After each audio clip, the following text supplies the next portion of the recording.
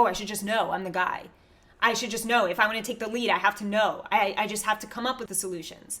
I have to be the one that solves the problem, right? You're always thinking this way, and it is wrong. It is wrong, especially when it comes to your sex life. Do you ever wonder why your sex communication with your partner is just not going anywhere? It's not getting you answers. You keep getting the I don't know. You're not sure how to respond, and it's frustrating as hell. I categorize two sides of communication. One is effective and one is ineffective. So I created a free training for you so that you understand the difference between these two and you can start understanding, okay, what does ineffective communication look like? Is that what I'm doing? And what does effective communication look like? How can I start doing more of that? So if you go to the link in the show notes of this episode, you will find that freebie. So pause this episode, go sign up for that. Make sure you get the PDF also so that you have a guide in front of your face and you watch the training video. I hope it helps you.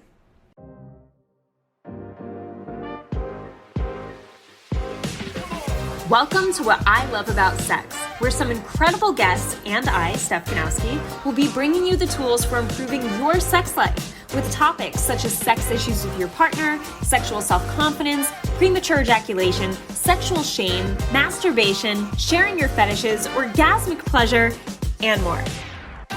Sex is still so taboo, and I personally believe that by improving our understanding and communication skills around sex, we can enhance our own self-pleasure as well as deepening our long-term romantic relationships. So listen in, try to stay open-minded, and let's get started.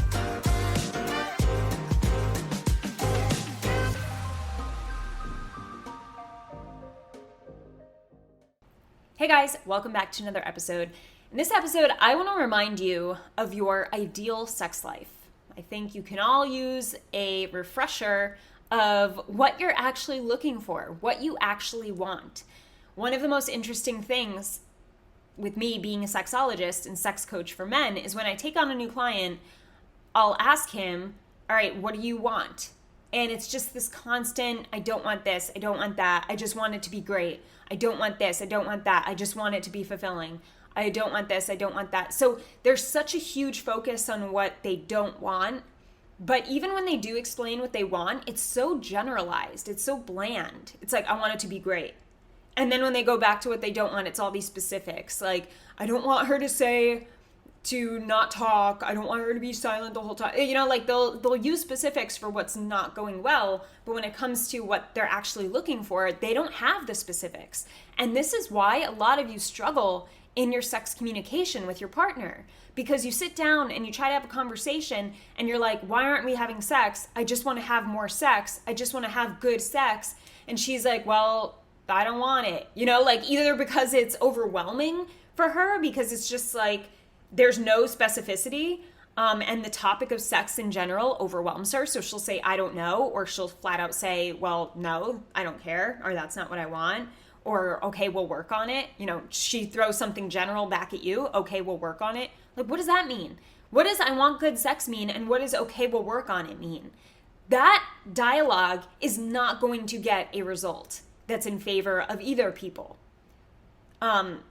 Because it's just too generalized. It's not specific enough to bring clarity to both people as to what the actions need to be moving forward, right? So as a coach for men, as a sex coach, what I'm doing is number one, the most important thing is like understanding their ideal sex life so that I can pull some pieces together and create a step-by-step process to getting closer and closer and closer to that so that they see progress.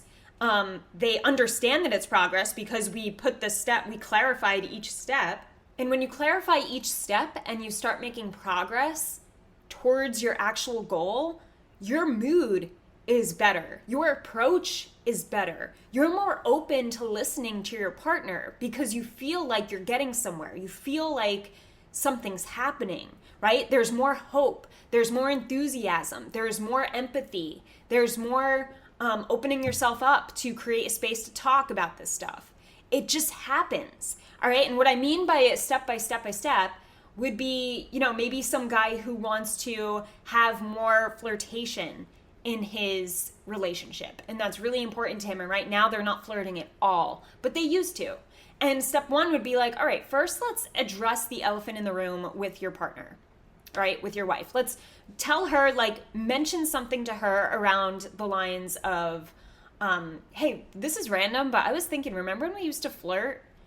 Or remember when we used to do this thing together and we would have like tickling wrestling fights? That was so funny. I kind of miss it, to be honest.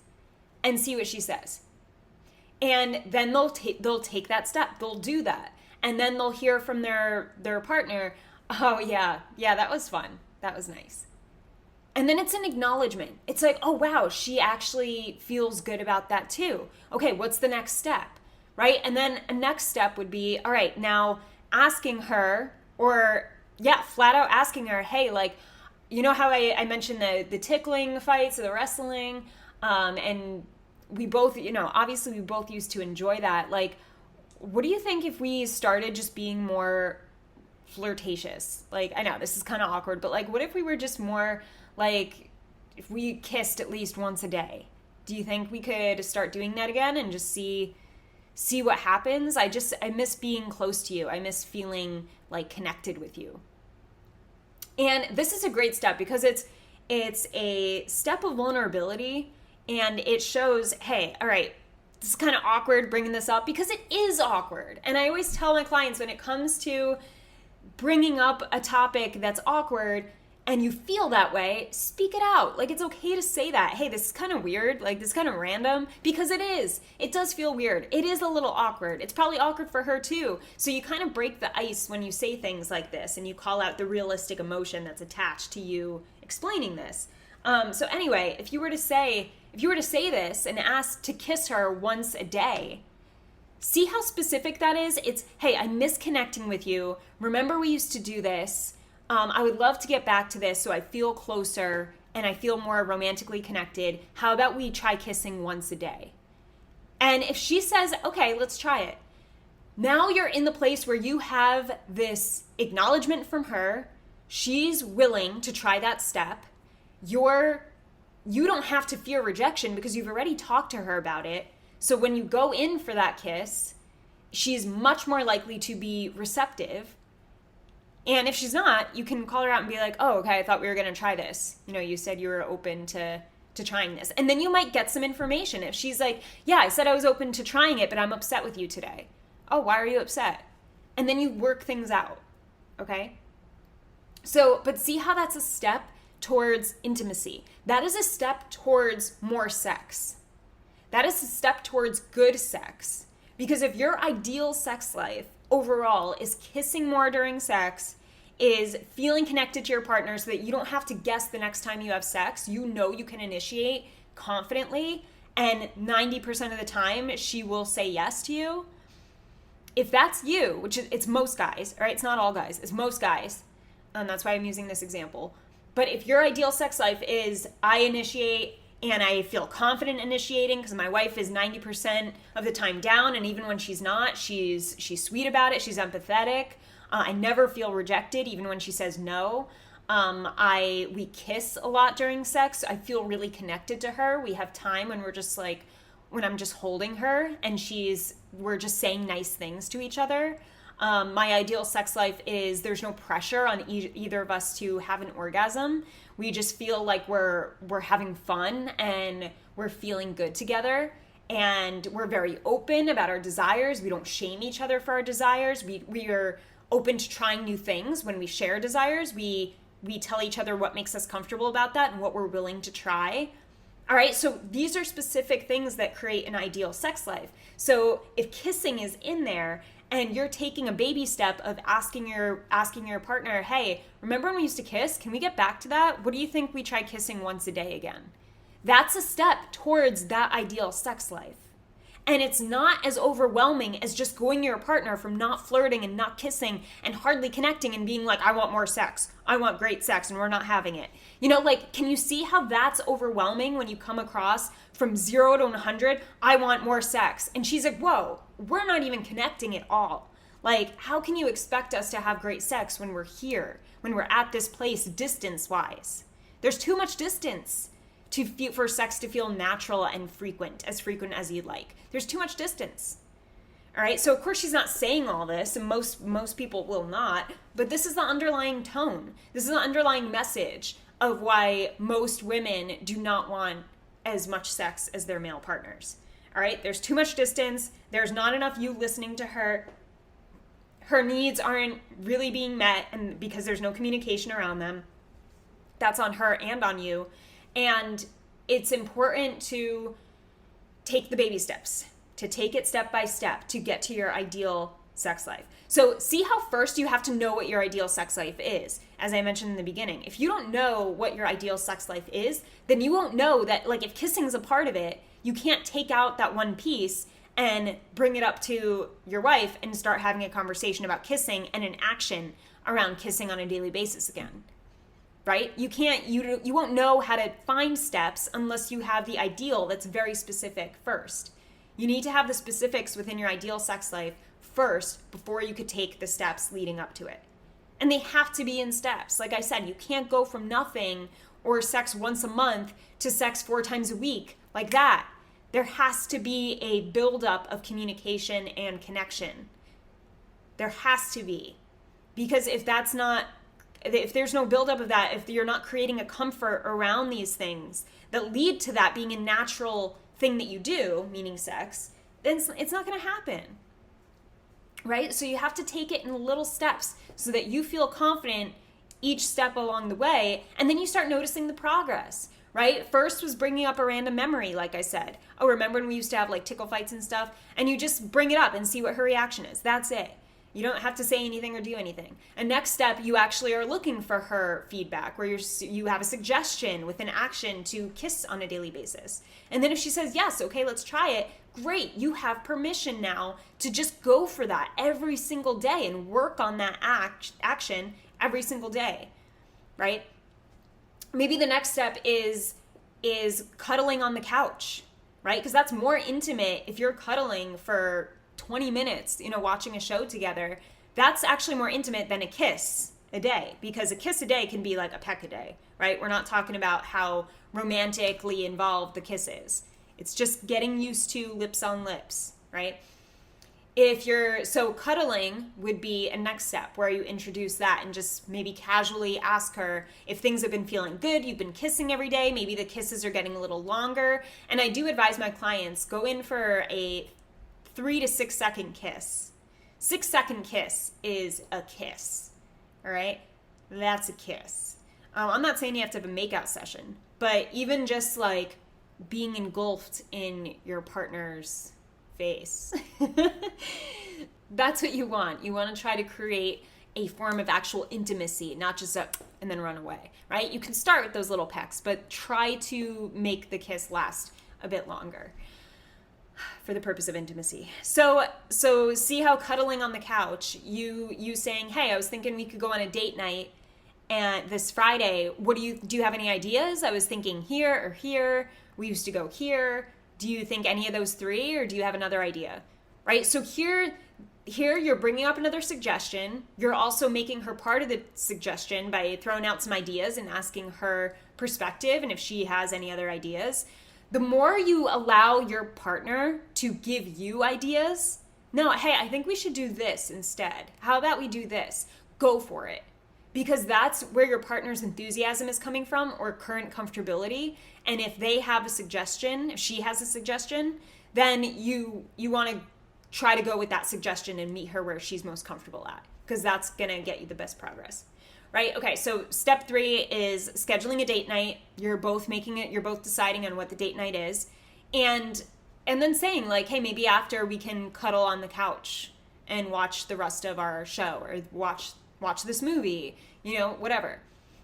There's still no pressure of sex, right? No pressure. You're cuddling and you are just feeling out the vibe of how you're growing in a deeper intimacy. So see how that's a more intimate step than the one before, which is kissing once a day. A date night and a cuddle sesh is more intimate than a little kiss every day. A little kiss every day is more intimate than you bringing up a random memory and then kind of walking away and not creating any conversation around it, right?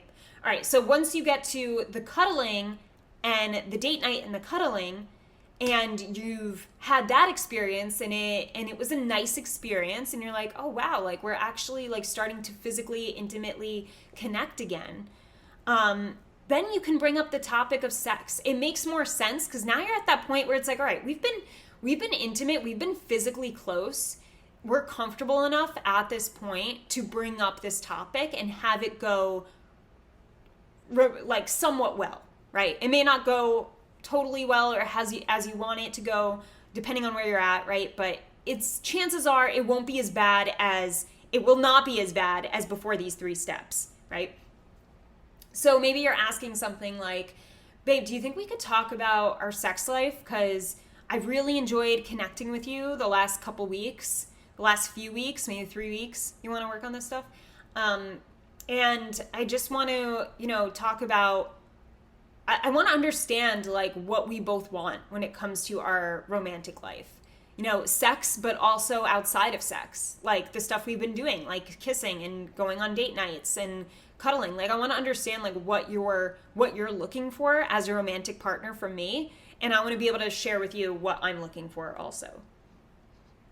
So this is a great way to show that like, all right, I'm not just saying, all right, when are we going to have sex?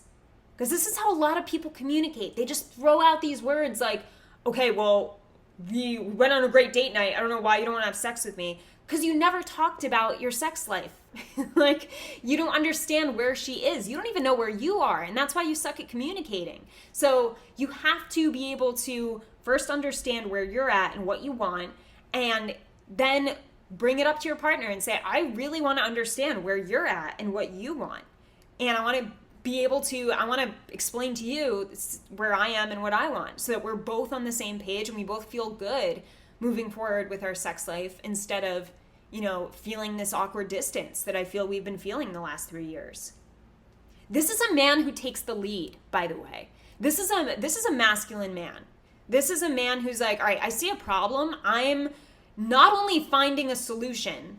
I'm not the one just finding a solution. I am getting the most important person's feedback so that we can create a solution together. And I'm holding her accountable to coming up with that solution with me. All right? Men who have big egos and suck at communicating will just try to solve the problem their own way. And because they try to solve the problem their own way and don't get their female partner's feedback, that's why it doesn't work. Because if they don't get her feedback, she's half the missing link. Like, she's the missing thing. Like, you need her feedback in order to get a solution. There is no solution without what she's thinking, without knowing what she's thinking or what she wants. You can't just guess. Do not chronic assume. Do not chronic assume that you know what she wants or you know what's best for your sex life together, and you think you have to know because you're the man. You don't have to know. You're not supposed to know. Do not chronic assume and think you know when you have not talked to her and heard the words out of her mouth. She's half of the puzzle here. You're the other half. So are what you want, like how you're feeling currently and what you want, just as important as her? Yeah. Yes. But because you're taking the lead on trying to understand her, you have to get that information. All right? And if you're listening to this and if you're a woman, then it's the same for you. Then you have to take the lead on getting this information. So whoever is more aware and who wants the thing that you're fed up and you're like, you know what, I'm tired of having a boring sex life. I'm tired of having no sex. Like, I want this to work. Then you have to be the one to start making it work. But you need your partner's input. This doesn't mean just because you want it to work more that you come up with the solutions. That's not fair, and it's not your responsibility to come up with a solution for both people. So that should take pressure off of you. All right? I'm saying that to take pressure off of you and to remind you that it's also going to be a turnoff if you're just saying, hey, here's what we got to do. She's going to be like, wow, okay, so you're just deciding, you just know what to do, right? Like, don't even talk to me. Don't listen to what I have to say. You just know what to do. This is why most women get pissed off, and why the number one concern with women as to why they end up leaving men, which more women leave men than men leave women in relationships, marriages, is because she's not feeling heard. And this is what I'm talking about. This whole thing, her not feeling heard, has to do with her male partner making solutions, coming up with solutions without her input. And she's either trying to say something and it's hurting his ego, so he's not considering it, and he's coming up with something that doesn't match what she just said. So she's like, what the fuck? Like, that doesn't match with what I'm saying. Like, you're not hearing me. You're not listening to me. Okay? So it's either that, or it's a guy never even asking her thoughts and just assuming, oh, well, I take care of everything. I'm going to take care of this too. No. No, no, no, no, no. You're both in it together. You need her opinion just as much as you need her own.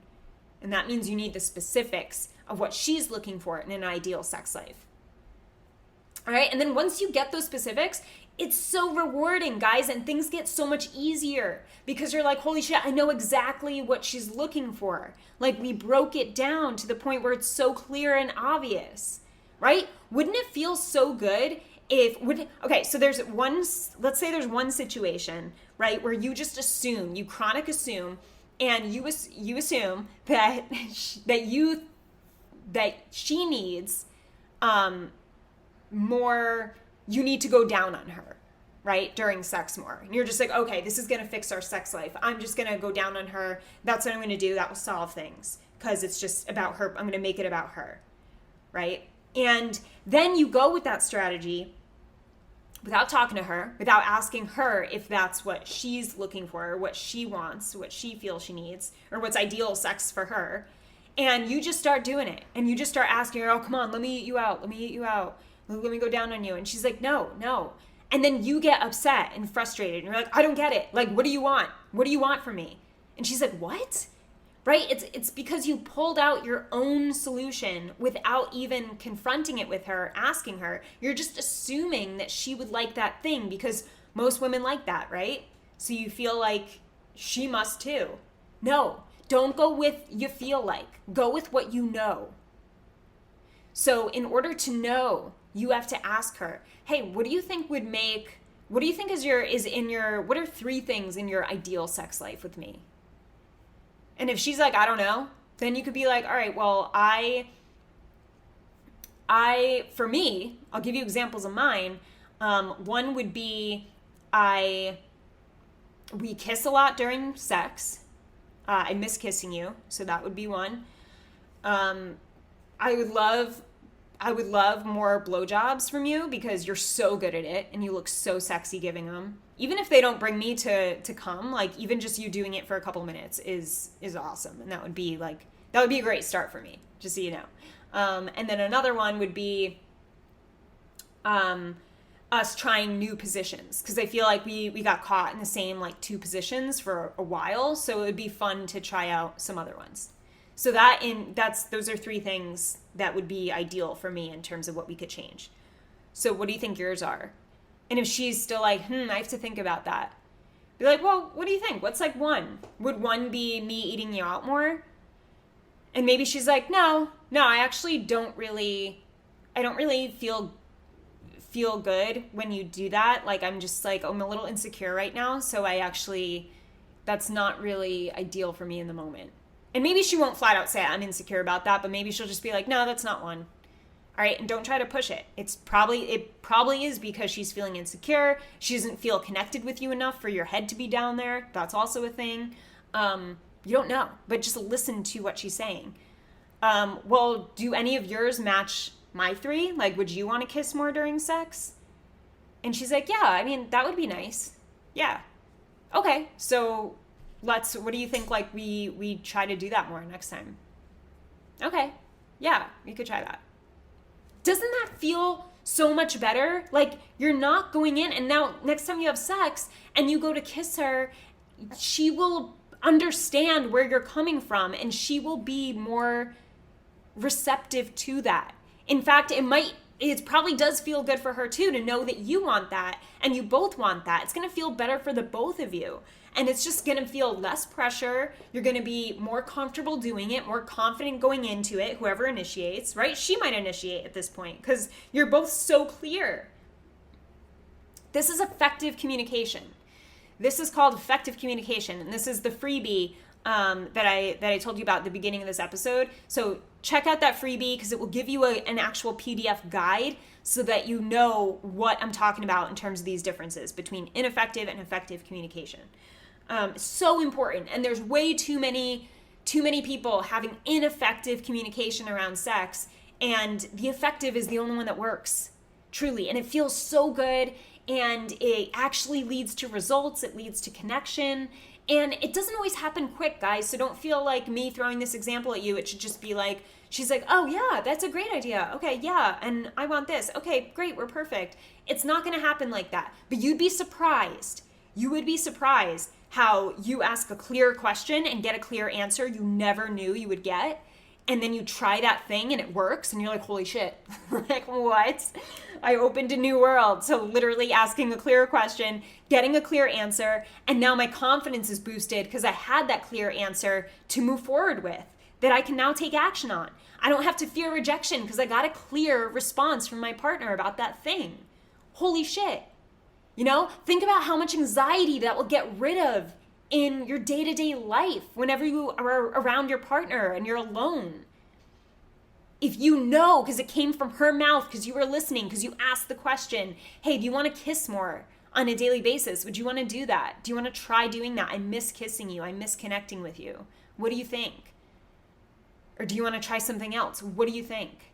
And she's like, yeah, I do. I actually do miss that too. And it's like, whoa. Shit, she misses it too. Like it's kind of like a moment where now she comes home and you're together in the kitchen and you just lean over and kiss her and she kisses you back. And it's like, wow, I didn't have to fear rejection. I didn't have to overthink it. I didn't have to feel this underlying resentment as we're chopping up this cucumber that we never are intimate anymore. We never have sex. We never do anything together. You're not overthinking these things, because you're taking action on understanding her and then implementing what you're understanding. And when you're going in for that kiss, you know you've talked about it. So you're not like, it's not this built up anxiety to do this simple thing. You can do it because you talked, you understood, you listened. See, and it's not that hard to listen. It's just like, it's a skill though. It takes a habit. You have to get used to it. You know, but it's not hard. You just need the repetition. And I think what makes it hard for men to keep that repetition is your male ego and your chronic assuming, once again, that you should know everything because you're a man. And in order to take the lead, you just have to automatically know things. But that's not true. So get that out of your head, because that idea that has been ingrained in many, many men. I would say the majority of the male population believe this. Oh, I should just know. I'm the guy. I should just know. If I want to take the lead, I have to know. I just have to come up with the solutions. I have to be the one that solves the problem, right? You're always thinking this way, and it is wrong. It is wrong, especially when it comes to your sex life. You shouldn't just know. Can you still protect? Can you make her feel safe? And can you help her with decision fatigue when she has it, as many of us do, myself included? Yeah, sure. That doesn't mean you can't ever solve problems for her if she wants a problem to be solved for her. Then yeah, do it. That's amazing. I personally love when my boyfriend makes decisions if I'm just beat and can't make a decision. I'm like, babe, I really don't want to make a decision right now. Can you make it for me? I love when he does that. You know, and that's why I was kind of pissed at the Barbie movie, because they made fun of women who feel that way. And I'm like, you know what? Fuck you. Like, I appreciate that about my man. But anyway, my point is, it's not, you don't just assume you always are the one making the decision, because you can't do that. You have to make sure that she wants you to decide and come up with a solution by yourself without her. And if she doesn't want you and straight out say that to do it for her, then you have to involve her in coming up with the solution. That's when women will feel heard. That's when all these women will stop complaining, he doesn't listen to me. I don't feel heard. That's why I can't connect with him. That's why we don't have sex. All right? And you guys will be less anxious. You'll be more confident communicating because you'll actually get answers when you listen to her. And you'll be able to take more specific, better action that align with the two of you versus just you. And you could get out of chronic assuming and into a certainty within your relationship of knowing how to get the answers you need so that the actions you take totally match what she's looking for and what you're looking for. It's just going to feel so much better, like I said. So anyway, this is the difference between ineffective communication and effective communication. And check out the PDF though, and the training video still, because that will give you a more simplistic definition overall.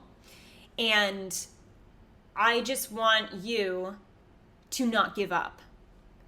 If you're listening to this and you're like, oh, it's been years, I am not getting the point across, maybe it's because you've been doing it the same way. Like, really, ask yourself, have I been trying to get answers the same way over and over and over and it's not working? What have I been missing? After listening to this podcast, what could I be doing that I'm not or have never tried that might get me an answer? And then try it out and let me know. I love hearing these stories. I love it.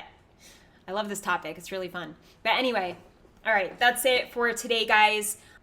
And if you are a man listening to this and you're struggling with premature ejaculation, I want you to know that I am relaunching my PE course next Tuesday. It's only for one day where I have this special relaunch where you'll get 2 special bonuses along with the course. And then on Wednesday, the price goes up. So if you want help overcoming your PE and having control over it, I want you to make sure that you're subscribed to my newsletter. So that's also in the link in the description of this podcast episode. And that way you get all the information about this relaunch and what you'll be getting and how it can help you overcome your PE. All right, that's it. Have an amazing morning, evening, or night, wherever you are in the world. And I'll talk to you soon. I hope this episode helped you. If it did, I would love for you to leave me an iTunes review. It would mean the world to me.